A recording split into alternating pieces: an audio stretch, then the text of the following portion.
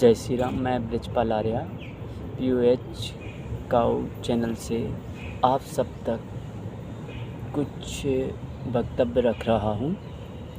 यह वक्तव्य केजरीवाल जी के लिए हैं, जो कि हिंदुओं से बहुत भेदभाव कर रहे हैं।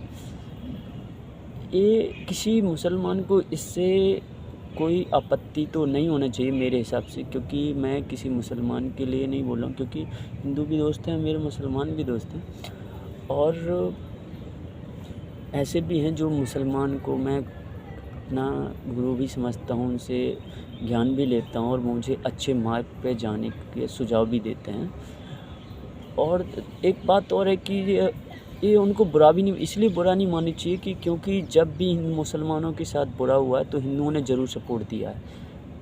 सभी ने तो नहीं दिया है और ना ही सभी मुसलमान सपोर्ट दे सकते हैं। सभी तो नहीं दे सकते मुसलमान सपोर्ट, लेकिन 100 में से 5% मुसलमान देंगे, लेकिन 100% हिंदुओं में से 70% नहीं देंगे, 60% नहीं देंगे, लेकिन 40% हिंदू जरूर मुसलमान का सपोर्ट देता है आज भी। अब सोचो आप। तो मेरा इनसे कहना है कि जब भी बाबरी मस्जिद की तो हिंदुओं ने देखो सपोर्ट भी किया था मुसलमानों का, और केस भी हिंदुओं ने ही लड़ा था, और विदेशों में भी हिंदुओं ने यही बात पहुंचाई थी हर जगह। और जब भी अयोध्या मंदिर बना तो अब मुस्लिम भी इसके, हिंदू भी विरोध में था और मुस्लिम भी इसके विरोध में था। कई हिंदू तो ये भी बोल रहे थे मंदिर की जगह वहाँ पे कॉलेज या ये ऐसी चीज़ें बनना चाहिए। तो यानी इस तरीके से भी आपका मुसलमानों का सपोर्ट किया था। तो मुसलमानों को भी सपोर्ट करना चाहिए हिंदुओं का, जो सच्चाई उस पर बोलना चाहिए। नहीं तो इससे साबित होता है कि ये अपने धर्म पे मारते हैं, इसलिए इनको भी सपोर्ट नहीं करना चाहिए, इसीलिए सपोर्ट करना चाहिए। अब मैं कह रहा हूँ कि भेदभाव केजरीवाल जी कैसे करते हैं। ये भेदभाव केजरीवाल जी के ऊपर है। अब वो भेदभाव कैसे कर रहे हैं कि ये जब भी कोई हिंदू का त्यौहार आता है, जैसे दिवाली आते हैं, तो ये अपने कॉन्फ्रेंस में ये कहते हैं कि हिंदुओं को अपने घर में ही दीपावली मनाना चाहिए, पटाखे नहीं फोड़ना चाहिए। अगर पटाखे फोड़ेंगे तो उनको जेल में डाल दिया जाएगा, 2 साल की सज़ा, 5,000 का जुर्माना, एसेट्रा आदि का जुर्माना भरना पड़ जाएगा। और ऐसा हुआ भी है। कई मेरे यहाँ पे एक दोस्त ने ऐसा कर दिया था, तो उसको जेल ले गए थे, लेकिन उसने जो भी पुलिस से बात हुई है बाद में उसने उसको छोड़ दिया था। ठीक है, तो लेकिन डर है, लेकिन उसकी डर की वजह से फूटे भी नहीं पटाखे वगैरह, ऐसे फूटा भी नहीं। तो मैं ये कहना चाहता हूँ रीज़न क्या है। चलो पटाखे नहीं फोड़ सकते वो गलत बात है, चलो मैं मानता हूँ केजरीवाल जी की, ठीक है, लेकिन दीपक तो जला सकते हैं, इसके लिए भी मना। ठीक है, अब ये होता है ऐसा हो किस लिए रहा है, इसका रीज़न ये है। चलो मैं पहले इसी में बात करते तो भेदभाव किस किस चीज़ में हो रहा है।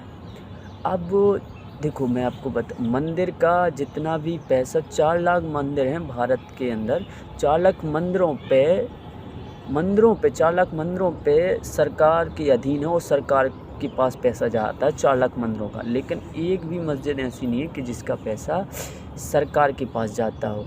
और जितने भी मंदिर हैं उसके पैसा हिंदू गुरुकुल के लिए नहीं होता और ना ही हिंदू धर्म के लिए होता है, लेकिन जितना भी मस्जिद का पैसा है वो मुस्लिम के लिए होता है, और उसमें मुस्लिम ही रोज़गार प्राप्त कर सकता है, कोई हिंदू गैर मुस्लिम नहीं रोज़गार प्राप्त कर सकता। मदरसे चालू हो सकते सब कुछ, लेकिन हिंदू मंदिरों में रोज़गार के लिए मुस्लिम भी आ सकता है। दूसरी बात यह है कि जितने भी मस्जिद में लाइट वगैरह, पानी की सुविधा, ये सारी सरकार के द्वारा दी जाती है, लेकिन जितने भी मंदिर हैं दिल्ली में, किसी भी मंदिर का जो लाइट वगैरह है, ये कनेक्शन मंदिर को ही पे करना पड़ता है, जितना भी बिल आता है, कोई सरकार नहीं देती। दिल्ली सरकार इसको माफ़ नहीं करती, लेकिन मस्जिदों का माफ़ करती है। दूसरी बात ये है कि अब जैसे कि ईद वगैरह कुर्बानी का होता है, कुर्बानी हिंदू की तरफ से भी होती है, लेकिन ये गांव तरफ मानी जाती है, जैसे बकरे की, ये माता की वहाँ पे, लेकिन ये सरासर गलत है, वो गलत परंपरा है। ये पता है मांड घुमाने के लिए, ऐसे हमारे धर्म को बदनाम करने के लिए ये ऐसी परंपरा चलाई गई है कि देखो एक तरह के मुसलमानों को कहने के लिए हो जाती है कि तुमने ही तो, तुम्हारे में धर्म में भी तो ऐसा होता है कि तुम भी तो बलि प्रथा करते हो, यानी तुम भी तो ऐसा कर रहे हो, इसलिए आप सोचो कि किसके द्वारा ये चलाई गई होगी। ठीक है, तो आप लोग समझदार हो, समझ जाओगे।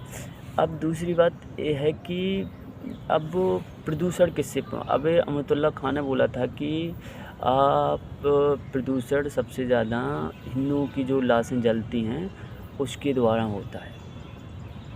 अब प्रदूषण कैसे जलता है, इसके ऊपर अगर किसी हिंदू ने ऐसा कमेंट कर दिया होता है ना, तो 50 हिंदू ही मुसलमानों के ऊपर ऐसा कमेंट, तो लाखों हिंदू ही उस हिंदू के ऊपर कमेंट करते हैं।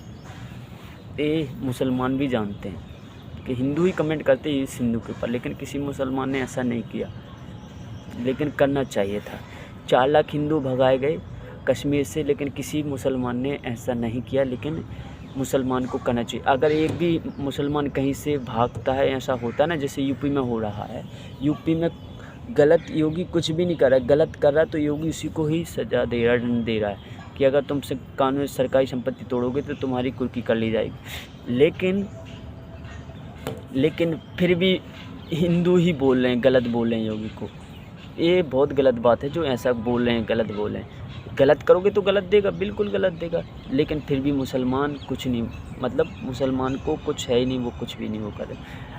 अब केरल में भी ऐसी दंगा हुआ था, मुसलमानों ने उसका विरोध कुछ नहीं किया। यहाँ पे मौलाना साथ था, उसने 2400 लोगों के साथ, जब कोरोना प्रोटोकॉल के तहत वो वहाँ पे कोरोना प्रोटोकॉल था कि यहाँ पे 5 लोग भी खड़े नहीं हो सकते एक जगह पे।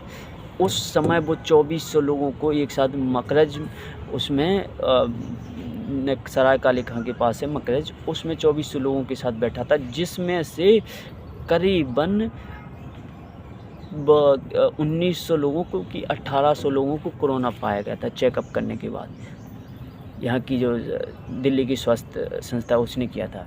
अब लेकिन वो अगर किसी उसने किया होता, भारत के साधु ने किया होता या हिंदू साधु ने किया होता, तो उसके ऊपर इतनी ज़्यादा वीडियो बन जाती है, तो देश का गद्दार है, इसने ऐसा कर दिया, और उसको सजाए मौत भी हो जाती, गारंटी है हमारी। लेकिन वो भाग भी गया, किसी ने इसके ऊपर ऑब्जेक्शन भी नहीं उठाया, ना तो मुस्लिम ने उठाया, ना हिंदू ने उठाया, किसी ने भी नहीं उठाया।